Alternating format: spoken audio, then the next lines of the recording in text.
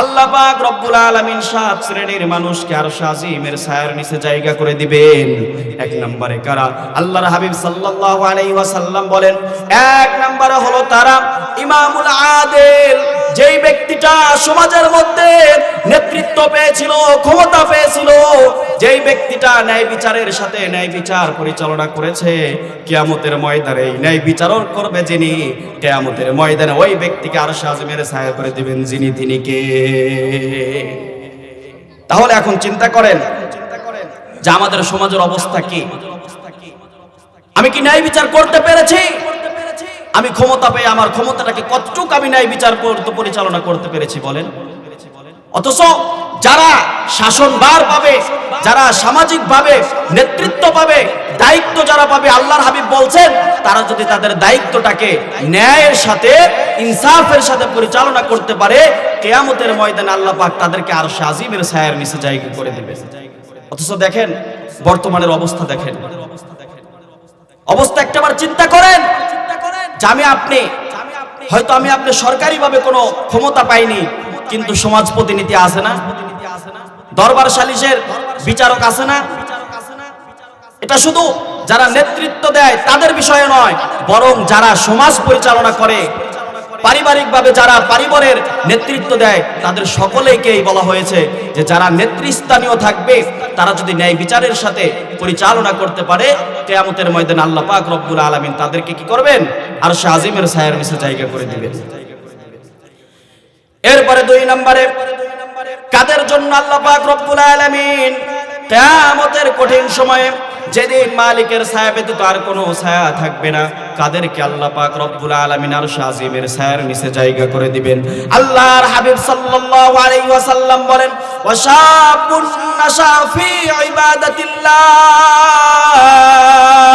আল্লাহর হাবিব সাল্লাল্লাহু আলাইহি ওয়াসাল্লাম বলেন, আল্লাহর যেই গোলামেরা যৌবন অবস্থায় ইবাদত করতে করতে আল্লাহর রাস্তায় বৃদ্ধ হয়ে গেল, কোনদিন ইসলামের সাথে বিদ্বেষ করে নাই, ইসলামের বিরুদ্ধে যায় নাই, যারা যৌবন অবস্থায় ইবাদত করতে করতে বৃদ্ধ হয়ে যাবে, আল্লাহর হাবিব সাল্লাল্লাহু আলাইহি ওয়াসাল্লাম বলেন কিয়ামতের কঠিন সময় আল্লাহ পাক রব্বুল আলামিন এই প্রকারের লোকদেরকে আরশ আজিমের ছায়ার নিচে জায়গা করে দিবেন। সুবহানাল্লাহ। অথচ দেখেন সমাজের মধ্যে এমন কিছু কুলাঙ্গার আছে, যুব সমাজ যদি কোনো ভালো কাজের উদ্যোগ নেয়, কেউ টিটকারি করে, কেউ তাদেরকে থামায় দেওয়ার জন্য বিভিন্ন ষড়যন্ত্র করে। কিন্তু আপনি চিন্তা করেন, এই দুনিয়ায় আপনি চিরকাল থাকতে পারবেন না, অবশ্যই একদিন আপনাকে দুনিয়ার থেকে চলে যেতে হবে। দুনিয়ায় আপনার ক্ষমতা ছিল, আপনি ক্ষমতা দেখাইছেন, কিন্তু কিয়ামতের ময়দানে যেদিন রব্বে কারিম ব্যতীত আর কারো কোনো ক্ষমতা থাকবে না, যেই দিন আল্লাহ পাক রব্বুল আলামিন ডাক দিবেন, আইনাল জাব্বারুন আইনাল মুতাকাব্বিরুন, কোথায় দুনিয়ার ক্ষমতা দরেরা, কোথায় দুনিয়ার রাজারা বাদশারা, আসো। সেদিন কোথায় যাবেন? সেদিন কোথায় যাবেন?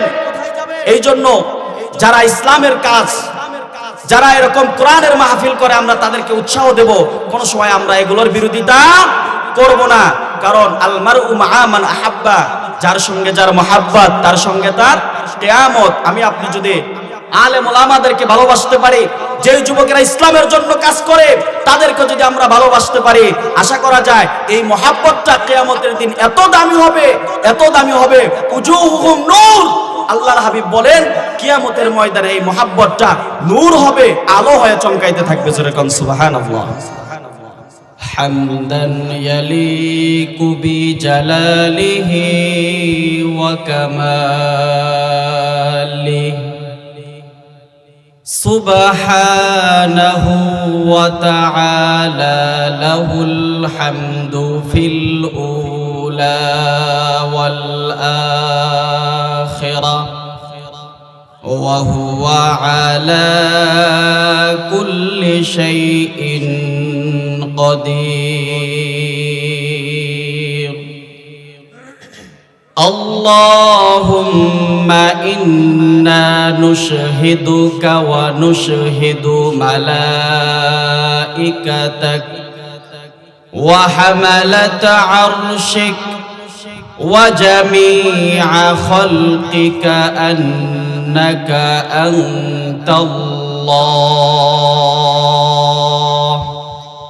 لا إله إلا الله الواحد الأحد الفرد الصمد الذي لم يلد ولم يولد ولم يكن له كفوا أحد ونشهد أن لا إله إلا الله وحده لا شريك له ونشهد أن سيدنا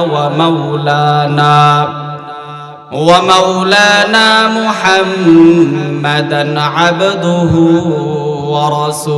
ورسوله الذي أرسله الله تعالى بالحق بشيرا ونذيرا وداعيا إلى الله بإذنه وسراجا منيرا أما بعد فقد قال الله تبارك وتعالى في كلامه المجيد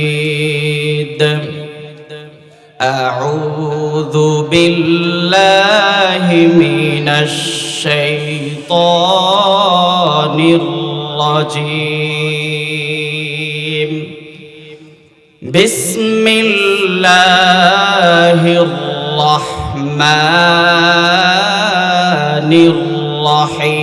الرحيم يوم يقوم الناس لرب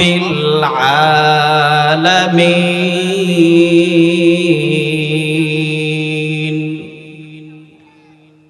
وقال تعالى في شان حبيبه ومحبوبه مخبرا وآمرا إن الله وملائكته يصلون على النبي يا أيها الذين آمنوا صلوا عليه وسلموا تسليما اللهم صل على محمد وعلى آل محمد كما صليت على إبراهيم وعلى آل إبراهيم إنك حميد مجيد اللهم بارك على محمد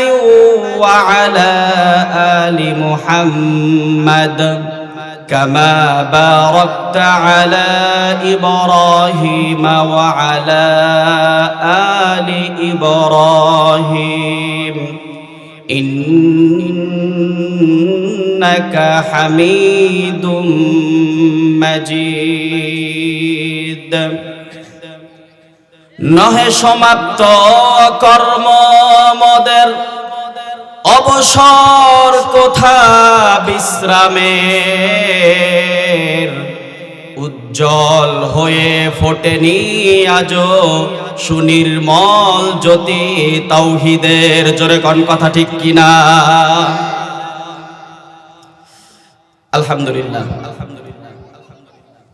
লক্ষ কোটি প্রশংসা মহান রব্বে কারিমের দরবারে যে আল্লাহ পাক রব্বুল আলামিন আমাকে আপনাকে অত্যন্ত দয়া করে মায়া করে মহব্বত করে ভালোবেসে দিক দিগন্ত থেকে আল্লাহ পাক আমাকে আপনাকে যাচাই বাছাই করিয়া কোরআনের মাহফিলে এসে বসার জন্য কিছু কথা বলা এবং শুনবার জন্য আল্লাহ পাক তৌফিক দান করলেন সেই রব্বে কারিমের দরবারে আমরা মুসলমান হিসাবে ঈমানের আওয়াজকে উঁচু করে একবার কালিমাতুশ শুকর আদায় করছি আলহামদুলিল্লাহ। আমি আপনি জবান থেকে একবার আলহামদুলিল্লাহর আওয়াজটা আস্তে হোক আর জোরে হোক, জবান থেকে আলহামদুলিল্লাহ, আল্লাহ তাআলার নিয়ামতের শুকরিয়া আদায়ার্থে আলহামদুলিল্লাহ বলেছি। এই আলহামদুলিল্লাহর পাওয়ার কত জানেন? আল্লাহর হাবিব সাল্লাল্লাহু আলাইহি ওয়াসাল্লামের ইরশাদ করেন, কিয়ামতের ময়দানে আল্লাহ পাক রব্বুল আলামিন যেদিন ময়দানে মাহশার কায়েম করবেন, ওই দিন আল্লাহ পাক রব্বুল আলামিন মানুষদেরকে দলে দলে জান্নাতে পাঠায় দিবেন, দলে দলে জাহান্নামে পাঠায় দিবেন। আল্লাহ পাক রব্বুল আলামিন ওই দিন যাদেরকে দলে দলে জান্নাতে পাঠায় দিবেন, সেই জান্নাতি দল, জান্নাতি যারা হবে, আল্লাহর হাবিব সাল্লাল্লাহু আলাইহি ওয়াসাল্লাম বলেন, ওই জান্নাতীদের 120টা কাতার হবে, জান্নাতীদের 120টা কাতার হবে। আল্লাহর হাবিব সাল্লাল্লাহু আলাইহি ওয়াসাল্লাম বলেন, সামানুনা মিন উম্মতি, আল্লাহর 120টা জান্নাতের কাতারের মধ্যে থেকে 80টা কাতারকে আল্লাহ পাক রব্বুল আলামিন, আমি পয়গম্বর, আমি মুহাম্মাদের উম্মতকে দিয়ে করে আল্লাহ ওই জান্নাতের 80টা কাতার পূর্ণ করে দেবে। জোরে কোন সুবহানাল্লাহ। 80টা কাতার আমাদের নবী মুহাম্মদুর রাসূলুল্লাহ সাল্লাল্লাহু আলাইহি ওয়াসাল্লামের উম্মতদেরকে দিয়ে আল্লাহ তাআলা 80টা কাতার পূর্ণ করে দিবেন। আল্লাহর হাবিবের ইরশাদ করেন, এই 120টা কাতারের মধ্যে থেকে জান্নাতের প্রথম সারির মেহমান কারা হবে? আল্লাযীনা ইয়াহমাদুনাল্লাহ, আল্লাহর যে গোলামেরা, আল্লাহর যে বান্দারা মালিকের প্রশংসা আদায় করবে, ফিসসাররাই ওয়াদ-দাররা। আল্লাহর হাবিব সাল্লাল্লাহু আলাইহি ওয়াসাল্লাম বলেন, আল্লাহর যেই গোলামেরা সুখে হোক আর দুঃখে হোক, সদা সর্বদা জীবনের বাঁকে বাঁকে যারা মালিকের প্রশংসা আদায় করবে, কিয়ামতের কঠিন সময়ে যেদিন জান্নাতীদেরকে আল্লাহ তাআলা জান্নাতে পাঠিয়ে দিবেন, যারা মালিকের প্রশংসা আদায় করেছে, ওই দিন ওই সকল প্রশংসাকারীদেরকে যিনি জান্নাতের প্রথম কাতারের সারির মেহমান বানায় দিবেন, তিনি কে? আল্লাহ সেদিন আমাকে আপনাকে এই যে জবান দ্বারা আলহামদুলিল্লাহ পড়লাম, আল্লাহর নিয়ামতের শুকরিয়া আদায় করলাম, আল্লাহর হাবিব বলেন, তোমার জবান দ্বারা আলহামদুলিল্লাহ পড়েছো, হয়তো তুমি ভাবতেছো এটা একটা শব্দ, ছোট একটা শব্দ, কিন্তু আল্লাহর হাবিব বলেন এই শব্দটার পাওয়ার কত জানো? বলে কিয়ামতের ময়দানে যেদিন আল্লাহ পাক জান্নাতীদের 120টা কাতার করবে, ওই কাতারের মধ্যে প্রথম সারির মেহমান হবে তারা, আল্লাহর প্রশংসা করবে যারা। সুবহানাল্লাহ। এজন্য প্রশংসা করা দরকার আছে না নাই? এজন্য আমরা আবার মুসলমান হিসেবে ইমানের আওয়াজ উঁচু করে আবারও মালিকের দরবারে প্রশংসা আদায় করছি, সকলেই পড়ছি আলহামদুলিল্লাহ। অতঃপর দরুদ পড়ছি বিশ্বনবী আকায়ে নামদার মদিনা হাকাতা জাদার আফতাবে নবুওয়াত ফখরে মওজুদাত হযরত মুহাম্মদুর রাসূলুল্লাহ, সকলেই পড়ি সাল্লাল্লাহু আলাইহি ওয়াসাল্লাম। আজকে 18 ডিসেম্বর 2025 ইংরেজি, চর দুল গাগরাখালী উষার আলো যুব সংগঠনের উদ্যোগে আয়োজিত আজকের এই মাহফিল, এই মাহফিল আয়োজনে আপনারা খুশি না বেজার? অবশ্যই খুশি হওয়া দরকার, কারণ যেখানে কোরআনের আলোচনা করা হয়, দ্বীনের আলোচনা করা হয়, আল্লাহর হাবিব বলেন ওইটা দুনিয়ার কোনো মজলিস হয় না, বরং ওই মজলিসটাকে আল্লাহ পাক আসমান থেকে রহমত নাজিল করে ওই মজলিসটাকে বেষ্টন করে রাখেন। সুবহানাল্লাহ। এজন্য এটা অনেক দামি একটা মজলিস। তো আমরা দোয়া করব যে যুবকেরা এত সুন্দর ইসলামের একটা আয়োজন করলেন, আল্লাহ পাক যেন ওই প্রত্যেকটা যুবককে দ্বীনের এক একটা মুজাহিদ হিসাবে কবুল করে নেন, করেন আমিন। তো যাই হোক, কথা আমি আর লম্বা করব না, আমি আমার মূল আলোচনার দিকে চলে যাব। তো তার আগে কিছু কথা, সেটা হচ্ছে যে আমি আপনি দুনিয়ার মধ্যে আসছি, আবার একদিন আমাকে আপনাকে চলে যেতে হবে। আমি আপনি যত টাকার মালিক হই না কেন, যত ক্ষমতার মালিক হই না কেন, কোনো কিছুই আমাকে আপনাকে আটকে রাখতে পারবে না, সবাইকে চলে যেতে হবে। দীর্ঘ সময় এই দুনিয়ার থেকে চলে যাওয়ার পরে আমাকে আপনাকে দীর্ঘ সময় কবরের মধ্যে অবস্থান করতে হবে। কবরের জগৎটাকে আমাকে আপনাকে পার করতে হবে। এরপরে কি হবে? আল্লাহ পাক রব্বুল আলামিন কোরআনে হাকিমের মধ্যে বলেন, আমি যে খুতবার শুরুতে যে আয়াতে কারিমা তেলাওয়াত করেছি, আল্লাহ পাক রব্বুল আলামিন ইরশাদ করেন, ইয়াউমা ইয়াকুমুন নাসু লিরাব্বিল আলামিন। আল্লাহ পাক রব্বুল আলামিন ইরশাদ করেন, মানুষ যেদিন দুনিয়া থেকে মৃত্যুবরণ করবে, মৃত্যুবরণ করার পরে কবরের মধ্যে একটা লম্বা দীর্ঘ সফর সেদিন সেখানে অতিক্রম করবে। করার পরে ইয়াউমা ইয়াকুমুন নাসু লিরাব্বিল আলামিন, এমন একটা দিন আসবে, এমন একটা দিন মানুষের সামনে উপস্থিত হয়ে যাবে, যেই দিন কবরের মধ্যে কেউ আর শুয়ে থাকতে পারবে না। প্রত্যেকটা মানুষকে মালিকের সামনে দাঁড়িয়ে যেতে হবে হিসাব দেওয়ার জন্য। মালিক সেদিন সমস্ত মানুষকে মালিকের সামনে হিসাব দেওয়ার জন্য দাঁড়িয়ে যেতে হবে। কিয়ামতের ময়দানে যেদিন আমাকে আপনাকে উঠানো হবে, হাসরের ময়দান যেদিন কায়েম হয়ে যাবে, ওই সময় এমন কিছু ভয়ানক পরিস্থিতির শিকার আমাকে আপনাকে হতে হবে। আল্লাহর হাবিব সাল্লাল্লাহু আলাইহি ওয়াসাল্লাম বলেন, মানুষগুলো যখন কিয়ামতের ময়দানে উঠবে, ওই দিন এরকম মানুষের জন্য সাতটি ভয়ঙ্কর অবস্থার সম্মুখীন মানুষকে হতে হবে। 7টি ভয়ানক অবস্থার মানুষকে সম্মুখীন হতে হবে। এক নম্বরে আল্লাহর হাবিব সাল্লাল্লাহু আলাইহি ওয়াসাল্লাম বলেন, তুহশারুনা ইয়াউমাল কিয়ামা, মানুষকে কিয়ামতের দিন উঠানো হবে হুফাতান উরাতান গুরলা।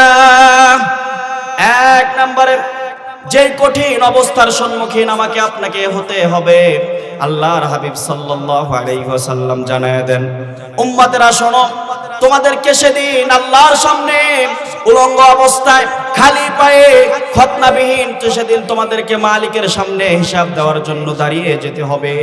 একটাবার চিন্তা করেন, আমি আপনার দুনিয়ায় আসলাম, যেদিন আমি আপনার দুনিয়ায় এসেছিলাম আমার আপনার পরনে কোনো কাপড় ছিল না। আবার যেদিন দুনিয়া থেকে বিদায় নিয়ে চলে যাব, 3টা সাদা কাপড়ের কাপড় ব্যতীত আর কোনো কাপড় আমাকে আপনাকে দেবে না। আল্লাহর হাবিব বলেন, আলবিসু মিন সিয়াবিকুমুল বায়াত, মানুষ যেদিন মৃত্যুবরণ করবে তার শরীর থেকে সকল প্রকার রঙিন রঙিন কাপড়গুলো সব খুলে ফেলা হবে। সেদিন 3টা সাদা কাপড়ের প্যাকেট করে তাকে চকলেটের মতো প্যাকেট বানায় কবরের মধ্যে পাঠানো হবে। 3টা সাদা কাপড়ের প্যাকেট করে মানুষকে চকলেটের মতো মোড়ায় কবরের মধ্যে শোয়া দেওয়া হবে। আবার যেদিন মালিকের সামনে দাঁড়িয়ে যেতে হবে, ওই দিন তার গায়ে আর কোনো কাপড় থাকবে না, কোনো কাফনের কাপড়ও থাকবে না। সেদিন মানুষগুলো দুনিয়ার মধ্যে যেরকম উলঙ্গ অবস্থায় খতনাবিহীন দুনিয়ার মধ্যে এসেছিল, আবার কিয়ামতের ময়দানে মালিকের সামনে হিসাব দেওয়ার জন্য উলঙ্গ হয়ে খতনাবিহীন মালিকের সামনে দাঁড়িয়ে যেতে হবে। চিন্তা করছেন?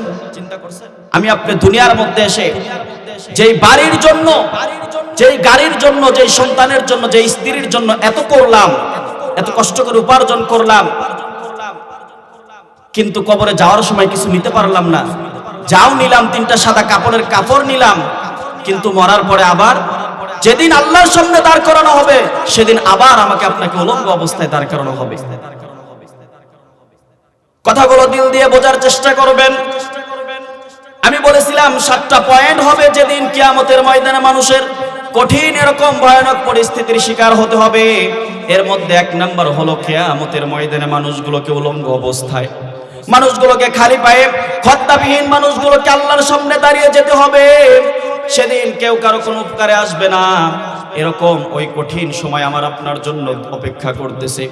এরপরে 2 নম্বরে আল্লাহর হাবিব সাল্লাল্লাহু আলাইহি ওয়াসাল্লাম বলেন, কিয়ামতের কঠিন সময়ে এই যে সূর্যটা আজকে আমি আপনি কোটি কোটি মাইল দূরে অবস্থিত, কিন্তু সূর্যটা যখন তাপ দেয়, সূর্যটা যখন আমাকে আপনাকে তাপ দেয়, চৈত্র মাসের প্রখর রৌদ্র যখন আমার আপনার মাথার উপরে পড়ে, খালি মাথায় বাহিরে যাওয়া যায় না, ছাতা লাগে অথবা অন্য কোনো কিছুর সাহায্যের মাধ্যমে আপনাকে রৌদ্রের মধ্যে যেতে হয়।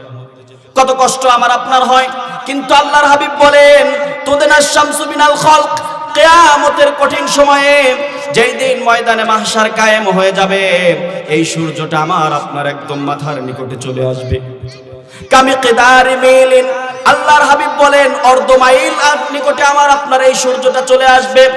সূর্যের এমন প্রখরতা হবে, আজকে তো সূর্যটা আমাকে আপনাকে তাপ দিতেছে, সর্বদা সূর্যের উপরে ফেরেশতারা পানি ঢালতেছে।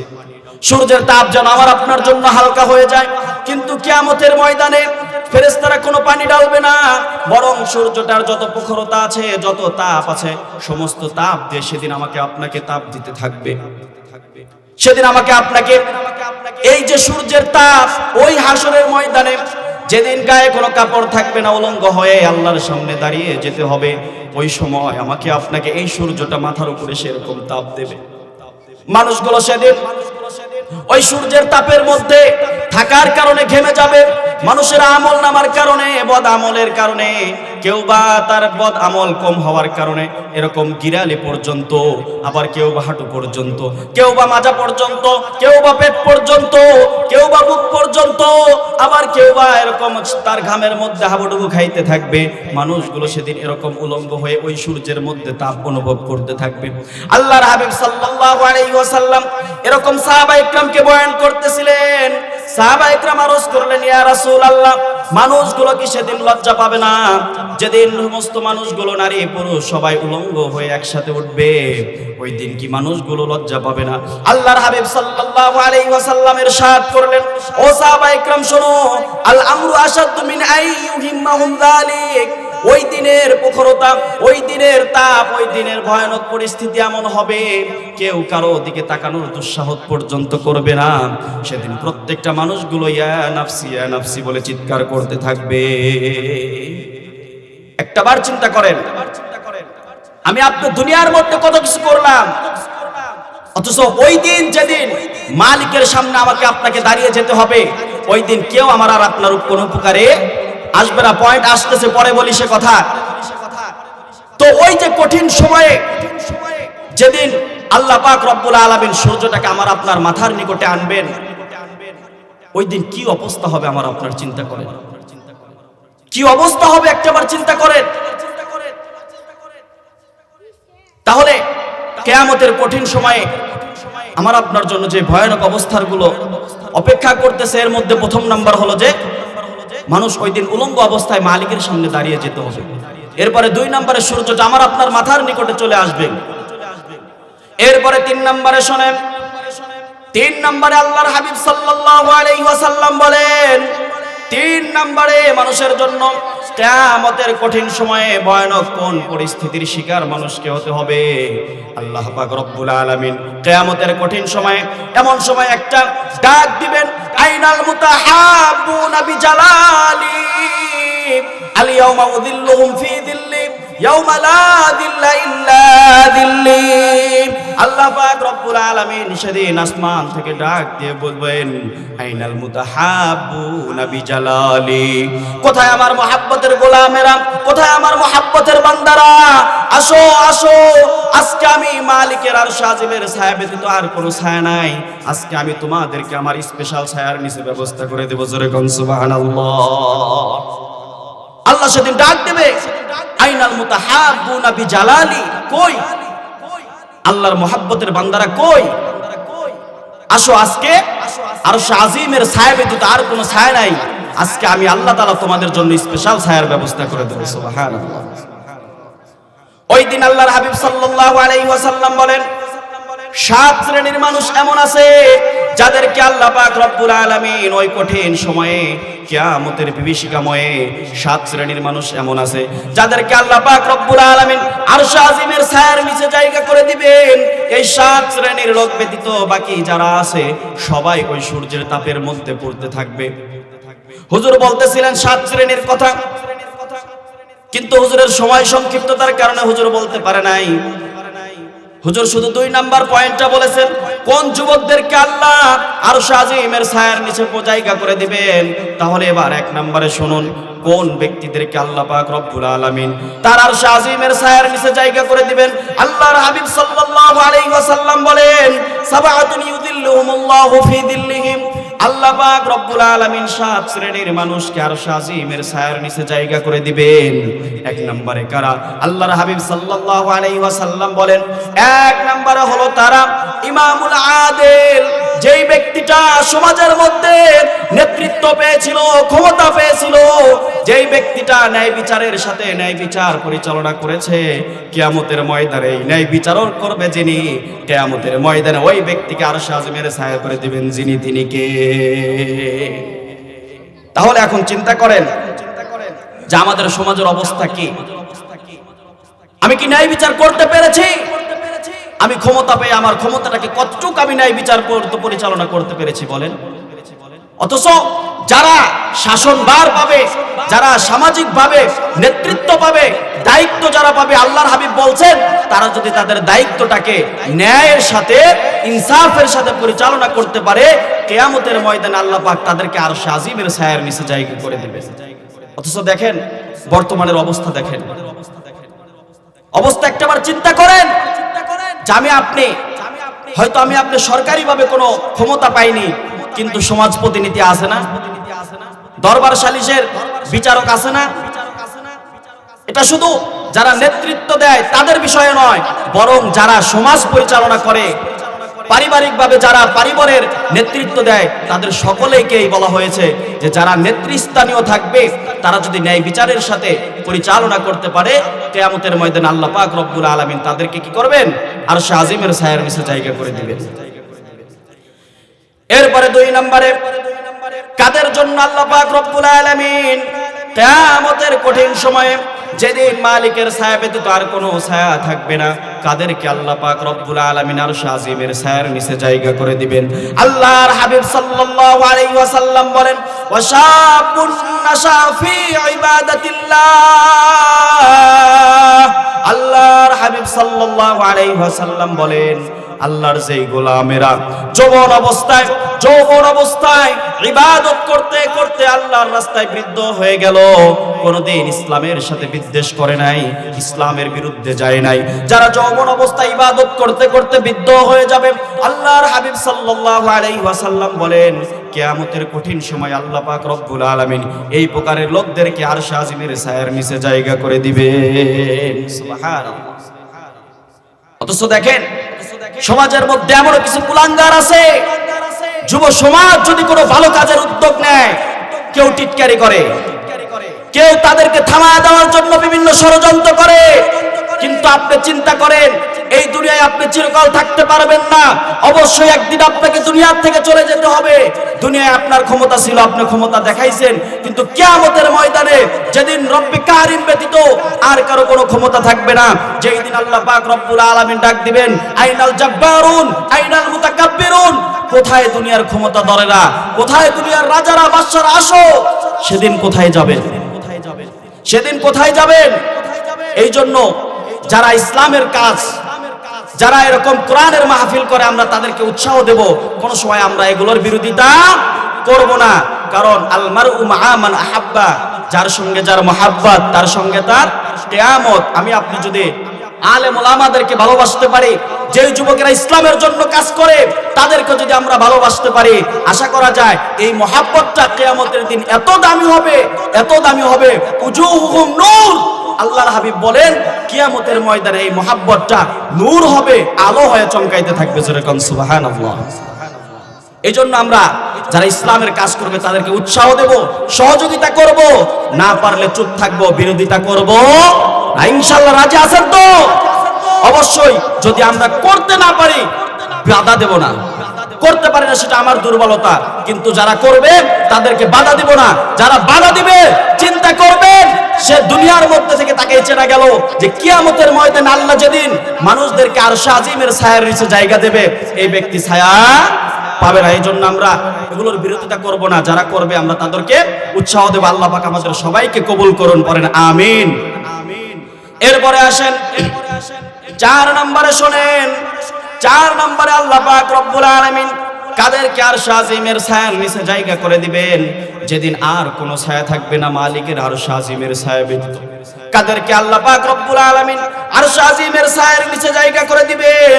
আল্লাহর হাবিব সাল্লাল্লাহু আলাইহি ওয়াসাল্লাম বলেন, রাজুলান তাহাব্বা ফিল্লাহ ইজতামা আলাইহি ওয়া তাফাররাকা আলাইহি। আল্লাহর হাবিব সাল্লাল্লাহু আলাইহি ওয়াসাল্লাম বলেন, ওই 2 ব্যক্তি যারা একজন আরেকজনকে ভালোবাসে, একমাত্র আল্লাহর জন্য একত্রিত হয়, আবার আল্লাহর জন্যই পৃথক হয়। যারা আল্লাহর জন্য কাউকে ভালোবাসবে, আল্লাহর জন্য যারা পৃথক হবে, কিয়ামতের কঠিন সময়ে আল্লাহ পাক রব্বুল আলামিন এই শ্রেণীর মধ্যে যারা থাকবে তাদেরকে আল্লাহ পাক রব্বুল আলামিন কিয়ামতের কঠিন সময়ে আরশ আজিমের ছায়ার নিচে জায়গা করে দিবে। তাহলে আমরা যে আলেম ওলামাদেরকে ভালোবাসি, এখানে আমাদের কোনো স্বার্থ আছে? বলেন, কোনো স্বার্থ আছে? না, আমরা একমাত্র আল্লাহর জন্য মহাব্বত করি। সে দ্বীনের ইলম শিখেছে, সে দ্বীনের কথা বলে, এজন্যই তো আমরা আলেমদেরকে ভালোবাসি, ঠিক না? এই যে আপনি আল্লাহর জন্য ভালোবাসলেন, এই ভালোবাসাটা কিয়ামতের দিন এত দামি হবে, উজুহুম নূর, আলো হয়ে যাবে, আমার আপনার জন্য আলো হয়ে চমকাইতে থাকবে। এই জন্য আমরা চেষ্টা করব আলেম ওলামাদেরকে ভালোবাসবো, আলেম ওলামাদেরকে মহাব্বত করব, দিল দিয়ে মহাব্বত করব। আশা করা যায় কিয়ামতের ময়দানে এই মহাব্বতের কারণে আল্লাহ পাক আমাকে আপনাকে মাফ করে জান্নাতি বানিয়ে দিবেন। সুবহানাল্লাহ। এরপরে 5 নম্বরে শুনেন, 5 নম্বরে কাদেরকে আল্লাহ পাক রব্বুল আলামিন আরশ আজিমের ছায়ার নিচে জায়গা করে দিবেন। আল্লাহর হাবিব সাল্লাল্লাহু আলাইহি ওয়াসাল্লাম বলেন, রাজুলুন দাআতহু ইমরাআতুন যাতু মানসিবিন ওয়া জামালিন ফাকালা ইন্নী আখাফুল্লাহ।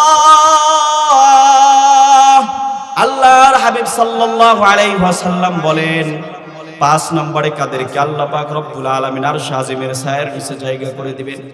ওই ব্যক্তিকে জায়গা করে দিবেন যেই ব্যক্তিকে একজন সুন্দরী রমণী রানী নারী, যার বংশ মর্যাদা অনেক বড়, সে তাকে খারাপ কাজের জন্য প্রস্তাব দিয়েছে, খারাপ কাজের জন্য আহ্বান করেছে, কিন্তু ওই ব্যক্তিটা বলেছে আমি আমার মালিককে ভয় করি, ইন্নী আখাফুল্লাহ। সে বলেছে আমি আমার আল্লাহকে ভয় করি, আমি আমার মালিককে ভয় করি, আমি তোমার কাজের জন্য তোমাকে সম্বোধন করতে পারলাম না। যেই ব্যক্তিটা এরকম কোন সুন্দরী নবনীর ডাকে সাড়া না দিয়ে মালিককে ভয় করবে, কিয়ামতের ময়দানে আল্লাহ পাক রব্বুল আলামিন এই ব্যক্তিদেরকে আরশ আজিমের ছায়ার নিচে জায়গা করে দিবেন। সুবহানাল্লাহ। অথচ বর্তমানে সমাজের অবস্থা দেখেন ভাই, আমরা যারা যুবক আছি চিন্তা করেন, হায়াতের কোনো গ্যারান্টি আছে? আমাকে আপনাকে মৃত্যুবরণ করতে হবে, এটা কিন্তু নিশ্চিত, কিন্তু কবে মরবো আমরা জানি? কোথায় মরবো জানি? কিভাবে মরবো জানি?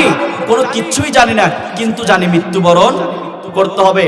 আমার বাস্তব জীবনের একটা অভিজ্ঞতা, এই অল্প কিছুদিন আগে আমাদের মাদ্রাসার পার্শ্ববর্তী এক বাড়িতে বিয়ে হচ্ছিল। লাগাতার 3 দিন পর্যন্ত ডিজে বক্স বাজায়া মাটি কাঁপাইলো। রাত্র 1টার সময় কারেন্ট শর্ট খাইয়া সে দুনিয়ার থেকে চলে গেল। আচ্ছা আপনারা বলেন তো এই মৃত্যুটা ভালো না খারাপ? কত বড় দুর্ভাগ্য! মুসলমানের ঘরে জন্ম নিয়া ডিজে বক্স বাজায়া মাটি কাঁপাইলো। 3 দিন পর্যন্ত লাগাতার গ্রামের মানুষের ঘুম হারাম, ঘুমকে নষ্ট করলো। এমন সময় তার এমন একটা মৃত্যু আসলো যে গান বাজাইতে বাজাইতে বিদ্যুতের স্পট খাইয়া সে দুনিয়ার থেকে বিদায় নিল। এর চাইতে দুর্ভাগ্য আর মুসলমানের কার হতে পারে বলেন? আমরা তো জানি না আমাদের মৃত্যু কখন হবে, কিন্তু মৃত্যু যে হবে এটা নিশ্চিত। এই জন্য বলি, আজকে যারা ডিজে বক্স বাজায়া আল্লাহর জমিনকে কাঁপাইতেছো, মনে রাখবা সময়ের ব্যবধানে এই মাটি তোমাকে একদিন কাঁপাবে, ঠিক কিনা?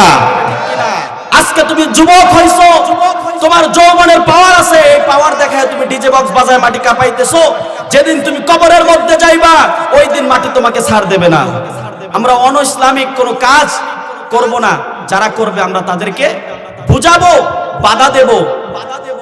যদি বাধা দিতে না পারি অন্তরে ঘৃণা করব, কিন্তু আমরা এরকম যেন না হয় যে তাদেরকে উৎসাহ দেই যে করো তোমরা গান বাজনা বাজাও। এরকম করবেন না বাবা, এরকম করবেন না। কারণ যে চুরি করে আর যে চোরকে সাহায্য করে উভয়েরই কিন্তু সমান অপরাধ।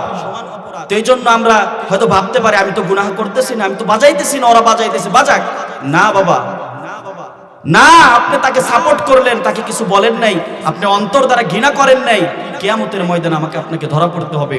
এই জন্য আল্লাহ পাক সমাজের মধ্যে যত ধরনের কুসংস্কার আছে, যত অপকর্ম হয়, আমরা চেষ্টা করব সমস্ত অপকর্মকে বাধা দেব।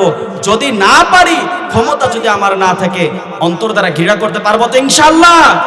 আমরা অবশ্যই এগুলোকে বাধা দেওয়ার চেষ্টা করব। যদি আমার ক্ষমতা না থাকে দিলে দিলে ঘৃণা করব, আর যদি ঘৃণা যদি আমার ভিতরে না আসে তাহলে আপনি চিন্তা করেন আপনি ইমানদার না। যাই হোক, আমি অন্য পয়েন্টে যাচ্ছি না, তাহলে কথা এলোমেলো হয়ে যাবে। আমি যে পয়েন্টটা বলছিলাম, আমার সময় একদম সংকীর্ণ হয়ে গেছে। দোয়া করেন আল্লাহ যেন অল্প সময়ের মধ্যে আমাকে এই পয়েন্টগুলো শেষ করার তৌফিক দান করেন। এরপরে আসেন 6 নম্বরে, কাদেরকে আল্লাহ পাক রব্বুল আলামিন কিয়ামতের কঠিন সময়ে, যেই দিন আরশে আজিমের ছায়া ব্যতীত আর কোনো ছায়া থাকবে না, কাদেরকে আল্লাহ পাক রব্বুল আলামিন তার আরশে আজিমের ছায়ার নিচে জায়গা করে দিবেন।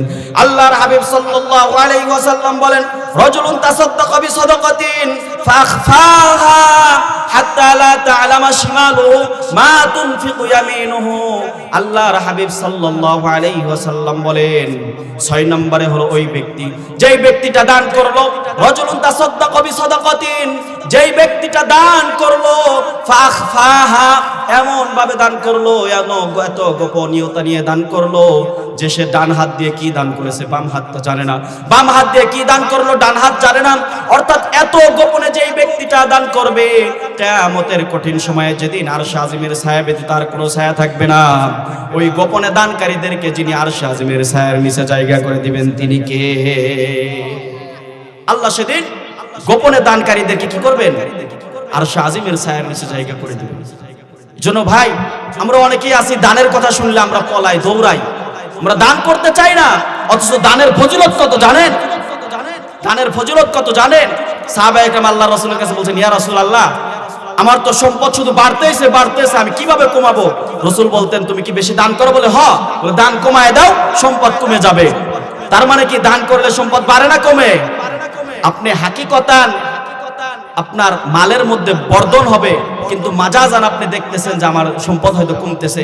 পকেট থেকে 10টা টাকা দিবেন, আপনি চিন্তা করতেছেন আমার 10 টাকা মনে হয় কমে গেল। না, হাকিকতান ওই 10 টাকা দিয়ে আপনি যেই সম্পদ ক্রয় করতেন, যেই জিনিসটা আপনি ক্রয় করতে পারতেন, দেখা যায় অন্য সময় ওর চাইতে কম টাকা দিয়ে অনেক সম্পদ আপনি কি করতে পারেন? ক্রয় করতে পারেন। এই জন্য আমরা গোপনে দান করব, প্রকাশ্যে হোক বা গোপনে হোক।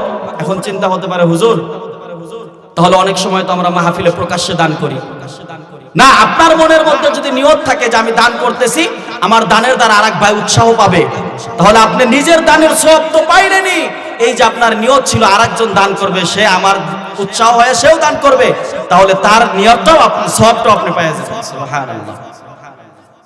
এরপরে আসেন 7 নম্বরে, শুনেন কাদেরকে আল্লাহ পাক রব্বুল আলামিন আরশে আজিমের ছায়ার নিচে জায়গা করে দিবেন।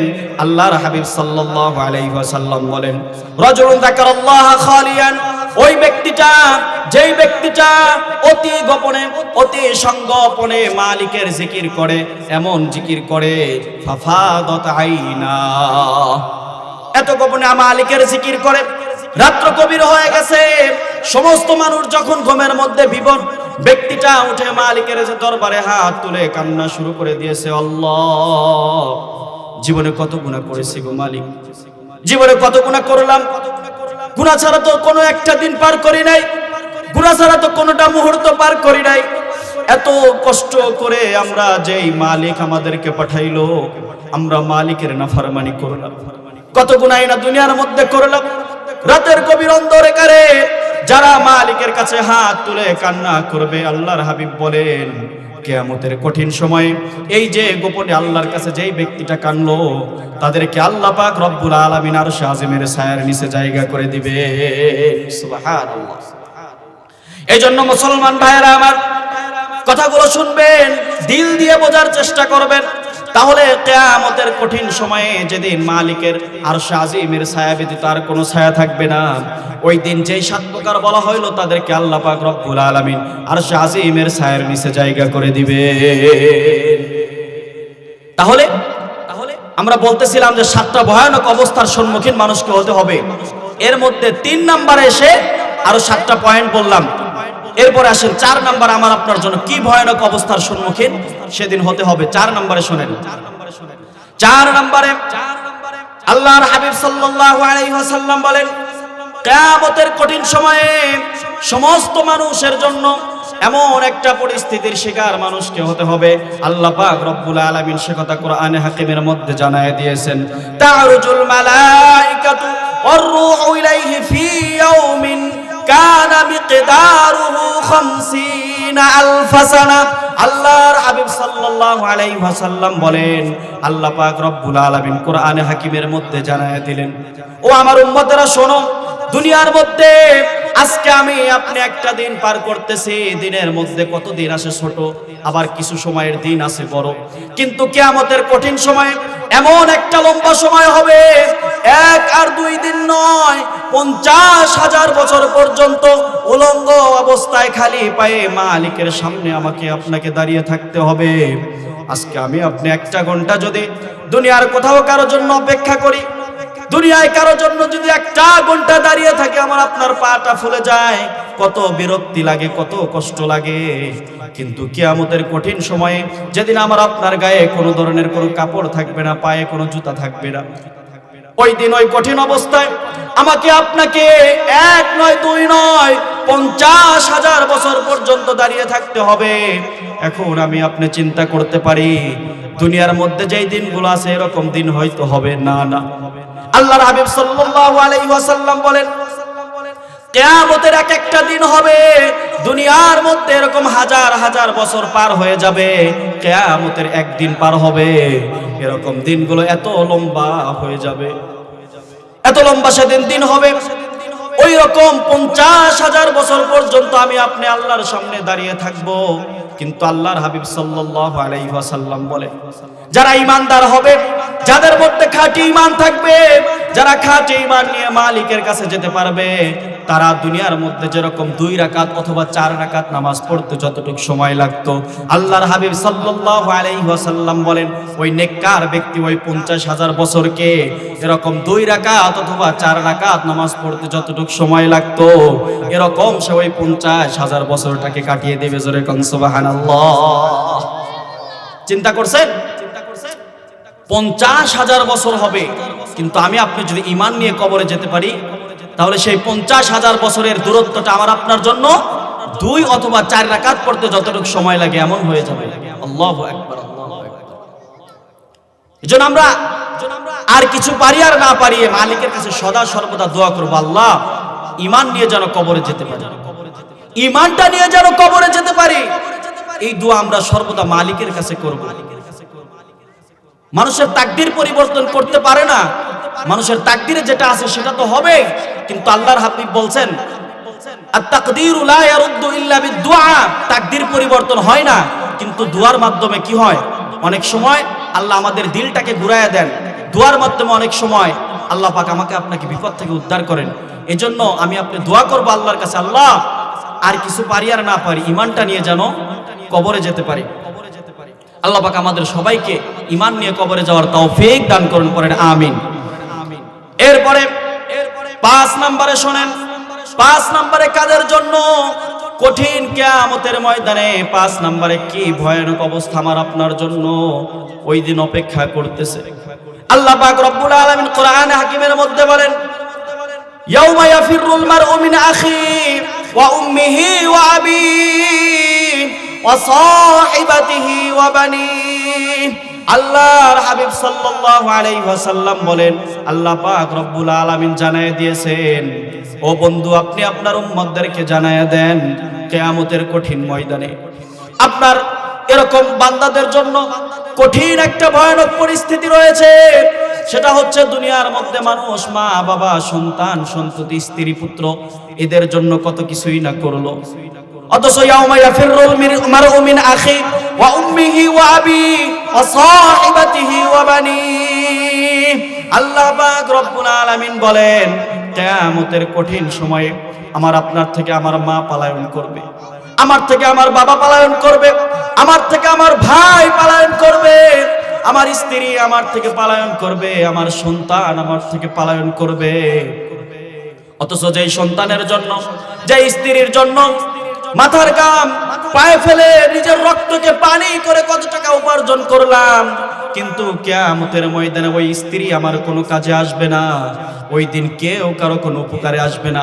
আল্লাহ পাক রব্বুল আলামিন বলেন, ইয়াউমা লা ইয়ানফাউ ইল্লা মান আতাল্লাহা বিকলবিন সালিম। আল্লাহ পাক রব্বুল আলামিন বলেন, কিয়ামতের কঠিন সময়ে মানুষের কোনো কিছু উপকারে আসবে না। কি উপকারে আসবে? আল্লাহ পাক রব্বুল আলামিন বলেন, ইল্লা মান আতাল্লাহ, যেই ব্যক্তিটা নিয়ে আসবে আল্লাহ ভক্ত, আল্লাহর ভয় বলা একটা কলব, ইল্লা মান আতাল্লাহা বিকলবিন সালিম, যেই ব্যক্তিটা কলবে সালিম নিয়ে মালিকের কাছে যেতে পারবে কিয়ামতের কঠিন সময়ে আল্লাহ পাক রব্বুল আলামিন ওই কলবে সালিম ওয়ালা ব্যক্তিকে আল্লাহ পাক রব্বুল আলামিন সেদিন মাফ করে জান্নাতি বানায় দিবে। এরপরে 6 নম্বরে শোনেন, 6 নম্বরে আমার আপনার জন্য কঠিন একটা ভয়ানক পরিস্থিতির শিকার সেদিন আমাকে আপনাকে হতে হবে। আল্লাহর হাবিব সাল্লাল্লাহু আলাইহি ওয়াসাল্লাম বলেন, আল্লাহ পাক রব্বুল আলামিন সমস্ত মানুষের জন্য এমন একটা পরিস্থিতির শিকার করাবে, আল ইয়াউমা নাখতিমু আলা আফওয়াহিহিম ওয়া তুকাল্লিমুনা আইদিহিম ওয়া তাশহাদু আরজুলুহুম। আল্লাহ পাক রব্বুল আলামিন কোরআনে হাকিমের মধ্যে জানায় দেন, মানুষ দুনিয়ার মধ্যে তোমাকে আমি পাঠাইলাম, দুনিয়ার মধ্যে তুমি তোমার মুখ দ্বারা কথা বললা, তোমার জবানকে ব্যবহার করে তুমি কথা বললা, কিন্তু এমন একটা দিন আসবে যেই দিন তোমার জবান আর কথা বলবে না।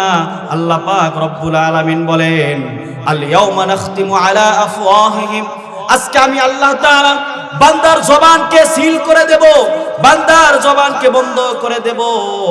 আল ইয়াউমা নাখতিমু আলা আফওয়াহিহিম, আল্লাহ সেদিন বান্দার জবানকে সিল করে দেবেন, বন্ধ করে দেবেন। সেদিন কথা বলবে কে?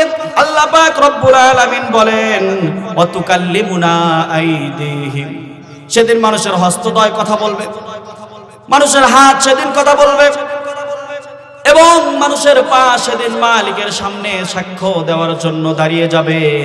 তাহলে একটাবার চিন্তা করেন, আমার আপনার জবানকে যদি আল্লাহ বন্ধ করে দেয়, আমার পাকে যদি আল্লাহ বলে সাক্ষী দাও, হাতকে যদি বলে হাত আজকে কথা বলো, তাহলে আমার আপনার সেদিন কোনো উপায় থাকবে নাকি? একটাবার চিন্তা করেন।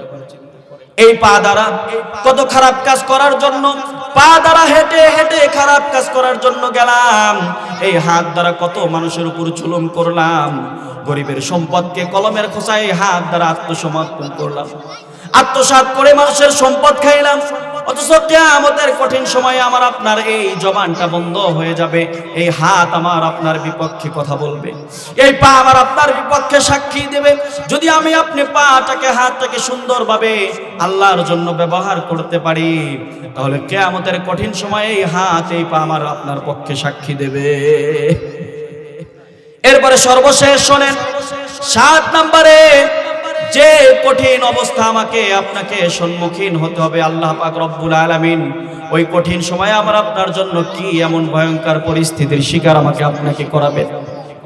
আখযুল কিতাবি বিল ইয়ামিনি আও বিশিমাল, কিয়ামতের কঠিন সময়ে আল্লাহ পাক রব্বুল আলামিন বান্দাকে আমলনামা দিবেন। আখযুল কিতাবি বিল ইয়ামিনি আও বিশিমাল, হয়তোবা আমার আপনার আমলনামাটা ডান হাতে হবে অথবা বাম হাতে হবে। আমার আপনার আমলটা যদি ডান হাতে হয়, সেদিন যাদেরকে আমলনামা ডান হাতে দেওয়া হবে, ওই দিন মানুষগুলো বলবে, ওয়া আম্মা মান উতিয়া কিতাবাহু বিয়ামিনি, যাদেরকে ডান হাতে আমলনামা দেওয়া হবে তারা বলবে, ফায়াকুলু হা উমকরাউ কিতাবিয়া, তারা বলবে, আসো আসো, আজকে দেখো আমার আমলনামা তোমরা পড়ো, আজকে আমার আমলনামাকে তোমরা পড়ো। ওয়া আম্মা মান উতিয়া কিতাবাহু বিশিমালি, আর যাদেরকে সেদিন বাম হাতে আমলনামা দেওয়া হবে, সেদিন তারা বলবে, ফায়াকুলু ইয়া লাইতানি লাম উতা কিতাবিয়া, সেদিন মানুষগুলো বলবে, হায় আমার আফসোস, আজকে যদি আমার আমলনামা আমাকে না দেওয়া হতো, আমার জন্য কতই না সৌভাগ্য হতো, কিন্তু আজকে আমাকে আমলনামা দেওয়া হয়েছে, আমার আমলনামা বাম হাতে এসে গেছে। ওই দিন যদি আমার আপনার আমলনামা বাম হাতে আসে, আর কোনো উপায় থাকবে নাকি? আর কোনো উপায় থাকবে না যদি আমার আপনার আমলনামাটা বাম হাতে চলে আসে। ওই কঠিন সময়ে যেদিন আমি আপনি মালিকের সামনে দাঁড়িয়ে যাব, আমার আপনার আর কোনো উপায় থাকবে না। আল্লাহর হাবিব সাল্লাল্লাহু আলাইহি ওয়াসাল্লাম বলেন, আমি রাসূল সেদিন দাঁড়িয়ে যাব, আমি রাসূল সেদিন শাফাআত করার জন্য দাঁড়িয়ে যাব। আমার উম্মতদের জন্য আমি রাসূল শাফাআত করার জন্য দাঁড়িয়ে যাব। কারণ ওই দিন যদি রাসূল আমাকে আপনাকে শাফাআত না করে আমি আপনি জান্নাতে যেতে পারবো না। রাসূল সেদিন এরকম 5 শ্রেণীর লোক আছে যাদেরকে রাসূল শাফাআত করবে না। কাদেরকে রাসূল শাফাআত করবে না? আল্লাহর হাবিব সাল্লাল্লাহু আলাইহি ওয়াসাল্লাম বলেন, 1 নাম্বার হলো ওই ব্যক্তি আশরিক আল মুশরিক, যেই ব্যক্তিটা শিরক করলো, আল্লাহর সাথে অন্য কাউকে অংশীদারিত্ব করলো। কিয়ামতের কঠিন সময়ে যেদিন মানুষগুলো ইয়া নাফসি করতে থাকবে, যেই ব্যক্তিটা দুনিয়ার মধ্যে শিরক করলো, আল্লাহর সঙ্গে অন্য কাউকে শরীক করলো, আল্লাহর হাবিব সাল্লাল্লাহু আলাইহি ওয়াসাল্লাম বলেন এই শিরক, এই মুশরিক, এই শিরককারীকে কিয়ামতের কঠিন সময় আল্লাহর হাবিব শাফাআত করবে না। ওই ব্যক্তিকে আল্লাহ পাক রব্বুল আলামিন রাসূলকে শাফাআত করার পারমিশন দেবেন না। এরপরে 2 নম্বরে কাদেরকে রাসূল শাফাআত করবে না? আল্লাহর হাবিব সাল্লাল্লাহু আলাইহি ওয়াসাল্লাম বলেন 2 নম্বরে হলো আল-যালিম, যেই ব্যক্তিটা জালেম হবে, জুলুম করবে। আল্লাহ পাক রব্বুল আলামিন কোরআনে হাকিমের মধ্যে বলেন মালিল যালিমিনা মিন হামিমি ওয়ালা শাফি। কিয়ামতের কঠিন সময়ে জালিমের কোনো বন্ধু থাকবে না, জালেমকে কেউ সেদিন শাফাআত করবে না। জালেম যেই ব্যক্তিটা হবে কিয়ামতের কঠিন সময়ে ওই ব্যক্তির বন্ধু হিসাবে কাউকে আর খুঁজে পাবে না। তাহলে আপনি চিন্তা করেন দুনিয়ার মধ্যে মানুষ কি পরিমাণ জুলুম যে মানুষ করে মানুষের উপরে। আপনি একটাবার চিন্তা করেন, আপনি ক্ষমতা পেয়েছেন, আপনি ক্ষমতাটাকে অপব্যবহার করে আপনি গরিবের মালকে আত্মসাৎ করতেছেন। একজন মানুষের ক্ষমতা নাই বলে আমি তার উপরে হাতকে প্রয়োগ করতেছি, আমার ক্ষমতা দিয়ে তাকে জেলকেও নাই বন্দী করে দিতেছি। কিন্তু এই যে আপনি জুলুম করলেন, আল্লাহ পাক রব্বুল আলামিন বলেন কিয়ামতের কঠিন সময় এই জালিমের কোনো বন্ধু থাকবে না। জালেমের কোনো বন্ধু থাকবে না। জালেমকে আল্লাহ রাসূল শাফাআত করবে না। আল্লাহ রাসূল যদি শাফাআত না করে আমার আপনার জান্নাতে যাওয়ার উপায় আছে? জান্নাতে যাওয়ার কোনো উপায় থাকবে না। এরপরে 3 নম্বরে কাদেরকে আল্লাহ রাসূল শাফাআত করবে না? আল্লাহর হাবিব সাল্লাল্লাহু আলাইহি ওয়াসাল্লাম বলেন আল মুবতাদি, যেই ব্যক্তিটা বেদাত করবে, যেই ব্যক্তিটার আমলনামার মধ্যে বেদাতের গুনাহ থাকবে, ওই বেদাতকারীকে কিয়ামতের কঠিন সময় আল্লাহর হাবিব শাফাআত করবে না। আল্লাহর হাবিব সাল্লাল্লাহু আলাইহি ওয়াসাল্লাম পুলসিরাতের কিনারায় দাঁড়িয়ে যাবেন, আমার কোন উম্মত পুলসিরাত পার হতে আটকে যায়। এরকম যখন একজন বেদাতকারীকে ধরে জাহান্নামের দিকে নিয়ে যাওয়া হবে, আল্লাহর হাবিব দৌড়ায়া যাবে, থামো থামো থামো, তাকে কেন জাহান্নামের দিকে নিয়ে যাচ্ছ? সে তো আমার উম্মত। তখন ফেরেশতারা বলবে ইয়া রাসূলুল্লাহ, সে আপনার উম্মত হতে পারে না। আল্লাহ রাসূল বলবে না না, সে আমার উম্মত। আল্লাহর হাবিবকে তখন জানায় দেওয়া হবে, ওগো আল্লাহর হাবিব সাল্লাল্লাহু আলাইহি ওয়াসাল্লাম, আপনি জানেন না আপনার এই উম্মত দুনিয়ার মধ্যে যাওয়ার পরে আপনার দ্বীনের মধ্যে, আপনার দ্বীন ইসলামের মধ্যে নতুন নতুন অনেক ফিতনা সে ঢুকিয়ে দিয়েছিল। সে দ্বীনের মধ্যে এমন কিছু নতুন জিনিসকে ঢুকিয়ে সে ইবাদত মনে করে করেছে, অর্থাৎ এই ব্যক্তিটা আপনার দ্বীনের মধ্যে বিদআত করেছে। আল্লাহ রাসূল সেদিন বলবেন সুহকান সুহকা লিমান গায়্যারা বাদি, ওই বিদআতকারীকে আল্লাহর হাবিব সেদিন বলবে দূর হয়ে যাও, দূর হয়ে যাও, আজকে তোমার জন্য আমি রাসূল শাফাআত করব না। তাহলে কিয়ামতের কঠিন সময় যারা বেদাত করবে, বেদাতের গুনাহ নিয়ে যারা কবরের মধ্যে যাবে, আল্লাহর হাবিব সাল্লাল্লাহু আলাইহি ওয়াসাল্লাম ওই বেদাতকারীকে কিয়ামতের কঠিন সময়ে শাফাআত করবে না। তাহলে 1 নম্বরে যারা শিরক করবে তাদেরকে আল্লাহ রাসূল শাফাআত করবে না। 2 নম্বরে যারা জালেম হবে, জুলুম করবে যারা, তাদেরকে আল্লাহ রাসূল শাফাআত করবে না। এরপরে 3 নম্বরে কাদেরকে আল্লাহ রাসূল শাফাআত করবে না? যারা বিদআত করবে, বিদআতকারীকে আল্লাহ রাসূল শাফাআত করবে না। এরপরে 4 নম্বরে আল-যালিম আল-মুফতারি, আল্লাহর হাবিব সাল্লাল্লাহু আলাইহি ওয়াসাল্লাম বলেন 4 নম্বরে ওই ব্যক্তিকে আল্লাহর হাবিব সাল্লাল্লাহু আলাইহি ওয়াসাল্লাম শাফাআত করবে না, যেই ব্যক্তিটা নিজে দোষ করলো, অন্যের কাঁধে দোষ চাপায়া দিল। এরকম গুণ নাই? এরকম লোক নাই? আপনি জানেনও না, আপনি জানেনও না যে আমি এই অপরাধ করছি, অথচ 2 দিন পরে পুলিশ আপনার দরজায় হাজির। কি ব্যাপার? বলে আপনি তো অমুক অপরাধ করছেন। বলে না, আমি তো এটা করি না, আমি তো সেদিন ওখানে ছিলামই না। বলে না, এই যে দেখেন ওয়ারেন্ট, এই যে আপনার নামে ওয়ারেন্ট চলে আসছে, আপনাকে আজকে জেল হাজতে যেতে হবে। আপনি জানেনও না, এই যে আপনি নিজে দোষ করলেন, অন্যের কাঁধে দোষ চাপায়া দিলেন, আপনি একজন অপরাধী সেজে নিরপরাধ মানুষকে আপনি এরকম অপরাধী বানায়া জেলখানার মধ্যে বন্দী করলেন, তাকে জেল জরিমানা কাটাইলেন। আল্লাহর হাবিব বলেন এই যে এই প্রকারের লোক যারা হবে কিয়ামতের কঠিন সময় আমি রাসূল তাদেরকে শাফাআত করব। এজন্য ভাই হয়তো আপনি চিন্তা করতে পারেন এটা তো সামান্য একটা বিষয়, এটা সামান্য একটা বিষয়, আমি চাপায়া দেই কি হবে, কিন্তু না, আল্লাহ রাসূল বলেন যে না না, কিয়ামতের কঠিন সময় তুমি আমার শাফাআত পাবে না। এজন্য আমি আপনি যদি রাসূলের শাফাআত পেতে চাই তাহলে আমি অপরাধ করছি, হ্যাঁ স্বীকার যান। আপনি অপরাধ করছেন, আপনি বলেন যে হ্যাঁ আমি অপরাধটা করছি। আপনি যখন ভুল স্বীকার করবেন অবশ্যই আপনার জন্য সাজা একটু হলেও কম হবে। কিন্তু আপনি যখন অন্যের কাঁধে দোষ চাপায়া দিবেন, পরবর্তীতে যদি আপনার বিষয়টা জানে তাহলে কি শাস্তি কম হবে না বেশি হবে? বেশি হবে। শুধু বেশি হবে তাই নয়, কিয়ামতের কঠিন সময় তো রাসূল শাফাআতই করবে না। যেই দিন আল্লাহ রাসূলের শাফাআত ব্যতীত কেউ জান্নাতে যেতে পারবে না, ওই দিন রাসূল যদি শাফাআত না করে আমার আপনার কোনো উপায় থাকবে? কোনো উপায় থাকবে না। এরপরে সর্বশেষ কাদেরকে আল্লাহ রাসূল শাফাআত করবে না?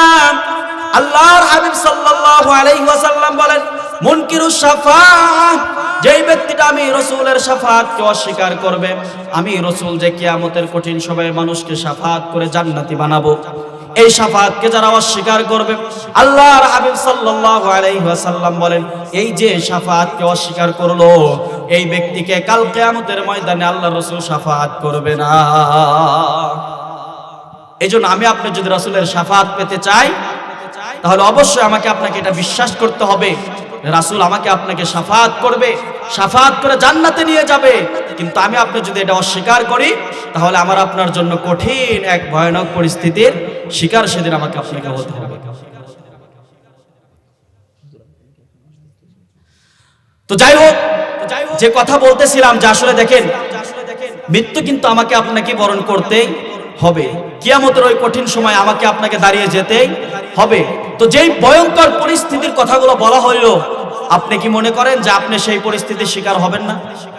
আমি কি মনে করি যে আমি সেই পরিস্থিতির শিকার হব না? এমন না।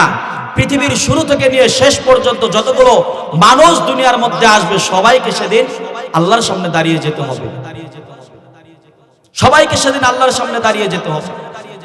আমার আপনার আমল নামার মধ্যে কি আছে, আমি আপনি কি নিয়ে আমল নামা নিয়ে আল্লাহর কাছে গেলাম কিয়ামতের কঠিন সময়ে যেদিন পুলসিরাত পার হতে হবে, পুলসিরাত যেদিন আমাকে আপনাকে পার হতে হবে, আল্লাহর হাবিব বলেন ওই পুলসিরাতটা মানুষগুলো সেদিন তিন ভাবে পুলসিরাত পার করবে। ওই কঠিন সময়ে মানুষগুলো তিন ভাবে পুলসিরাত পার করবে। এক নাম্বার হবে কারা? আল্লাহর হাবিব বলেন এক নাম্বার হলো সিনফান মুশাতান, এক গ্রুপ এরকম বিদ্যুৎ গতিতে জান্নাতে আরোহণ করে ওই পুলসিরাত পার হয়ে যাবে। সুবহানাল্লাহ। এই গ্রুপ কারা হবে? যাদের মধ্যে থাকবে ঈমান, যাদের মধ্যে থাকবে ইখলাস, তাদেরকে আল্লাহ পাক ওই কিয়ামতের কঠিন সময়ে পুলসিরাত যেদিন পার হতে হবে, পুলসিরাতটা কি হবে? জান্নাতে আরোহণে বিদ্যুৎ গতিতে পার হয়ে যাবে। সুবহানাল্লাহ। এরপরে দুই নম্বরে আল্লাহর হাবিব বলেন যে দুই নম্বরে কারা পুলসিরাত কিভাবে পার করবে? সিনফান আলা বুজুহিহিম, এমন কিছু লোক আছে যারা তাদের চেহারার উপর ভর করে পুলসিরাত পার করবে, চেহারার উপর ভর করে পুলসিরাত পার করবে। আরেক গ্রুপ হলো তারা যারা পায়ে হেঁটে পুলসিরাত পার করবে। তাহলে ওই কঠিন সময় আমাকে আপনাকে তিন ভাবে পুলসিরাত পার করতে হবে। যদি আমি আপনি ঈমানদার হই তাহলে সিনফান আলা রুকবানান, কি করব আমি আপনি এরকম জান্নাতে আরোহণে পুলসিরাত পার হতে পারবো। আর যদি না আপনার ঈমানওয়ালা হই তাহলে পায়ে হেঁটে হেঁটে সেদিন আমাকে আপনাকে পুলসিরাত পার হতে হবে। আর যদি আমার আপনার ঈমানের অবস্থা করুণ হয়, আল্লাহর হাবিব বলেন ওই মানুষগুলোকে সেদিন তাদের চেহারার উপর ভর করে পুলসিরাত পার হতে হবে। সাহাবায়ে কেরাম আরজ করলেন ইয়া রাসূলুল্লাহ, মানুষগুলো সেদিন কি তাদের চেহারার উপর ভর করে পুলসিরাত পার হতে পারবে? আল্লাহর হাবিব সাল্লাল্লাহু আলাইহি ওয়াসাল্লাম বললেন সাহাবায়ে কেরাম শোনো, যেই মালিক, যেই আল্লাহ দুনিয়ার মধ্যে আমাদের পা দ্বারা হাঁটার ক্ষমতা দিয়েছেন, কিয়ামতের ওই কঠিন সময় ওই মালিক আমাদের চেহারার উপর ভর করে হাঁটার শক্তি দান করবে। যেই উম্মতেরা চেহারার উপর ভর করে পুলসিরাত পার হতে যাবে, পুলসিরাতের দাঁড়ালো ওই পুলসিরাতের উপর যখন তাদের চেহারা দিয়ে হাঁটতে যাবে, তাদের চেহারাগুলো কেটে কেটে জাহান্নামের মধ্যে পড়ে যাবে। সেদিন আর তাদের কোনো উপায় থাকবে না, সেদিন আর কোনো তাদের উপায় থাকবে না। ওই কঠিন সময়ে আমি আপনি যদি এই চিন্তা করি যে আমি আপনি যেন ওই পুলসিরাতটা জান্নাতে আরোহণে পার হতে পারি, তাহলে দুনিয়ার মধ্যে আমাকে আপনাকে সে অনুযায়ী আমল করতে হবে। আজকে আমি দুনিয়ার মধ্যে এসে দুনিয়ার সম্পদ উপার্জন করার জন্য, দুনিয়ার টাকা পয়সা উপার্জনের জন্য কত কিছুই না করলাম, কিন্তু ওই যে আসল বাড়ি আখিরাতের জন্য আমি আপনি কি করলাম? কিয়ামতের কঠিন সময়ে যেই দিন মানুষগুলোকে দুই ভাগে ভাগ করবেন, জান্নাতীদেরকে জান্নাতের জন্য, জাহান্নামীদেরকে জাহান্নামে পাঠানোর জন্য আল্লাহ পাক যেদিন ভাগ করবেন, আল্লাহ সেদিন আসমান থেকে ডাক দিবেন, সালামুন কওলাম মির রাব্বির রহিম। আল্লাহ পাক রব্বুল আলামিন সেদিন জান্নাতীদেরকে ডাক দিয়ে বলবেন, সালাম গ্রহণ করো, সালাম। মালিকের পক্ষ থেকে সেদিন জান্নাতীদেরকে আল্লাহ পাক সালাম পাঠিয়ে দিবেন। জান্নাতীরা আকস্মিক ভাবে অবাক হয়ে যাবে, কে আমাদেরকে সালাম পাঠাইলো? তখন ফেরেশতারা বলবে, নাও নাও, আজকে দুনিয়ার মালিক, তোমাদের মালিক, জান্নাতের মালিক, জাহান্নামের মালিক, সমস্ত জগতের মালিক আল্লাহ তোমাদেরকে সালাম পাঠিয়ে দিয়েছেন। জান্নাতীরা সেদিন অবাক হয়ে যাবে, আজকে আল্লাহ আমাদেরকে সালাম পাঠিয়েছেন, আজকে আমাদের জন্য কতই না সৌভাগ্য। আল্লাহ সেদিন পরক্ষণে ডাক দিয়ে বলবেন, ইয়া ইবাদি হাল আনতুম রাদিন আন্নি। আল্লাহ সেদিন ডাক দিয়ে বলবে, ও আমার বান্দারা শোনো, আজকে কি তোমরা আমি আল্লাহর উপর খুশি হয়ে গেছো? তোমরা কি আমি আল্লাহর উপর রাজি আছো আর খুশি হয়েছো নি? বান্দা সেদিন বলবেন, ইয়া মালিক সাতারাউনা রাব্বাকুম কামা আল্লাহ। বান্দা সেদিন বলবেন, ওগো আল্লাহ, আমরা তো দুনিয়ার মধ্যে কি আমল বা করেছিলাম আমরা সেটা জানি না, কিন্তু আজকে তো আপনি আমাদের গুনাহগুলো মাফ করে দিয়েছেন, আমাদের দোষগুলো গোপন করে দিয়েছেন, আপনি আমাদের জান্নাতি বানায় দিয়েছেন। আজকে আমরা রাজি না হয়ে, খুশি না হয়ে কই যাব? আল্লাহ আমরা খুশি হয়ে গেছি। আল্লাহ সেদিন পরক্ষণে আবার ডাক দিয়ে বলবেন, ইবাদি সালুনি ওয়াতিকুম। বান্দা, আমি আল্লাহর কাছে চাও, তোমাদের কি লাগবে বলো, আমি আল্লাহ তাআলা তোমাদেরকে দান করব। বান্দা সেদিন বলবে, আল্লাহ আমাদের আর কোনো কিছুর দরকার নাই, আমরা তো দুনিয়ার মধ্যে ছিলাম, দুনিয়ার থেকে আপনার কাছে চলে এসেছি, আজকে আপনি আমাদের গুনাহগুলো মাফ করে দিয়েছেন, আমাদের গুনাহগুলো গোপন করেছেন, আবার আপনি আমাদেরকে জান্নাতে পাঠিয়ে দিয়েছেন, আমাদের আর কোনো কিছু চাওয়ার নাই। আল্লাহ সেদিন বলবে, না না বান্দা, তুমি আমি আল্লাহর কাছে কি লাগবে বলো, আমি আল্লাহ তাআলা আজকে তোমাদেরকে সব দিয়ে দেব। বান্দা তুমি আমি আল্লাহর কাছে চাও। সেদিন পয়গম্বর আদম আলাইহিস সালাম বলবে, ও আমার সন্তানেরা শোনো, আজকে আমরা চলো আল্লাহর কাছে বলি, আল্লাহ আমাদের যে স্থান ছিল জান্নাত, আমাদের পয়গম্বর আদম আলাইহিস সালাম তিনি জান্নাত থেকে দুনিয়ার মধ্যে এসেছিলেন, আবার সে জান্নাতে চলে গিয়েছেন। আল্লাহ সেদিন ওই পয়গম্বর আদম আলাইহিস সালাম সন্তানদেরকে বলবে, সন্তানেরা শোনো, আজকে আল্লাহকে বলো, আল্লাহ আপনি আমাদেরকে আর কোনোদিন জান্নাত থেকে রাগ করে বের করে দিয়েন না গো আল্লাহ, আপনি আমাদেরকে জান্নাত দিয়েছেন, আর কোনোদিন আমাদেরকে জান্নাত থেকে বের করে দিয়েন না। আল্লাহ সেদিন ডাক দিয়ে বলবে, উহিল্লু আলাইকুম রিদওয়ানি ফালা আসখাতু আলাইকুম বাদাহু আবাদা। আল্লাহ সেদিন ডাক দিয়ে বলবে, সন্তানেরা, আল্লাহ সেদিন ডাক দিয়ে বলবে, বান্দারা শোনো, উহিল্লু আলাইকুম রিদওয়ানি, আমি আজকে আল্লাহ তাআলা তোমাদের উপরে এত খুশি হয়ে গেলাম, এত খুশি হয়ে গেলাম, আর কোনোদিন তোমাদেরকে জান্নাত থেকে বের করে দেব না। আজকে তোমরা জান্নাতটাকে নিজের মনে করে তোমরা জান্নাতের মধ্যে বসবাস শুরু করে দাও। সুবহানাল্লাহ। আল্লাহ সেদিন বলবে, বান্দা তোমাদেরকে আর কোনোদিন জান্নাত থেকে বের করে দেব না, কোনোদিন বের করব না, আজকে থেকে তোমরা জান্নাতের মধ্যে চিরস্থায়ীভাবে বসবাস করতে থাকো। তাহলে আমাদের আদি পিতা পয়গম্বর আদম আলাইহিস সালাম তিনি জান্নাতে ছিলেন, আবার তাকে দুনিয়ায় পাঠাইছিলেন, আবার তিনি দুনিয়া থেকে চলে গেছেন। তো আমাদের মধ্যে সেই ভয় আবার কাজ করবে যে আমরা তো একবার জান্নাতে ছিলাম, আবার দুনিয়ায় আমাদেরকে পাঠানো হয়েছিল, আবার তো আল্লাহ আমাদের জান্নাত দিলেন, আবার জান্নাত থেকে বের করে দেয় কিনা? আল্লাহ বলবে, না না, আজকে আমি আল্লাহ তাআলা তোমাদের উপর এত খুশি হয়ে গেছি, এত রাজি হয়ে গেছি, ফালা আসখাতু আলাইকুম বাদাহু আবাদা, আর কোনোদিন তোমাদেরকে জান্নাত থেকে বের করব না। সুবহানাল্লাহ। পরক্ষণে আবার আল্লাহ তাআলা ডাক দিবেন, ইবাদি সালুনি ওয়াতিকুম, বান্দা আমি আল্লাহর কাছে বলো আর কি লাগবে, আমি আল্লাহর কাছে চাও, আমি আল্লাহ তাআলা তোমাদের দেওয়ার জন্য রাজি হয়ে গেলাম। আমি আল্লাহ তাআলা তোমাদেরকে আরো অনেক কিছু দান করব, আমার কাছে চাও কি লাগবে বলো। বান্দা সেদিন বলবে, আল্লাহ আমাদের আর কিছু চাওয়ার দরকার নেই, আপনি আমাদের গুনাহগুলো মাফ করেছেন, জান্নাতে পাঠিয়ে দিয়েছেন, আবার আপনি ওয়াদা করেছেন আর কোনোদিন আমাদেরকে জান্নাত থেকে বের করে দিবেন না। আল্লাহ আমাদের আর কোনো কিছুর দরকার নাই। আল্লাহ বলবে, না না না, বলো আরো কি লাগবে বলো, আমি আল্লাহ তাআলা আজকে তোমাদের সব কিছু দেওয়ার জন্য প্রস্তুত হয়ে আছি, তোমাদের সব দেব, কি লাগবে বলো, কি লাগবে বলো। তখন পয়গম্বর মূসা আলাইহিস সালাম বলবেন, ও উম্মতেরা শোনো, দুনিয়ার মধ্যে চর্মচক্ষু দিয়ে আল্লাহকে একবার দেখতে চেয়েছিলাম, আমি পয়গম্বর মূসা আল্লাহকে দেখতে চেয়েছিলাম কিন্তু দেখতে পারি নাই। মূসা আলাইহিস সালাম আল্লাহকে দেখতে চেয়েছিলেন, আল্লাহর নূরের তাজাল্লি লেগে তুর পাহাড় জ্বলছে গিয়েছিল, পয়গম্বর মূসা আলাইহিস সালাম বেহুশ হয়ে পড়ে গিয়েছিলেন, আল্লাহকে চর্মচক্ষু দিয়ে দেখা সম্ভব না। পয়গম্বর মূসা আলাইহিস সালাম বলবেন, আল্লাহকে আজকে বলো, আল্লাহ আমরা আপনাকে সচক্ষে দেখতে চাই। সেদিন বান্দা যখন আল্লাহর কাছে বলবে, আল্লাহ আমরা আপনাকে দেখতে চাই, আল্লাহ সেদিন বলবেন, ও বান্দা যাও যাও। আল্লাহর হাবিব বলেন, সাতারাউনা রাব্বাকুম কামা তারাউনা হাযাল কমার ফি লাইলাতুল বদর, কিয়ামতের কঠিন সময়ে বান্দা যেদিন এরকম আবদার করবে, আল্লাহ পাক রব্বুল আলামিন বান্দার সামনে পূর্ণিমার চাঁদের ন্যায় দর্শন দিয়ে দিবে। জোরে কোন সুবহানাল্লাহ।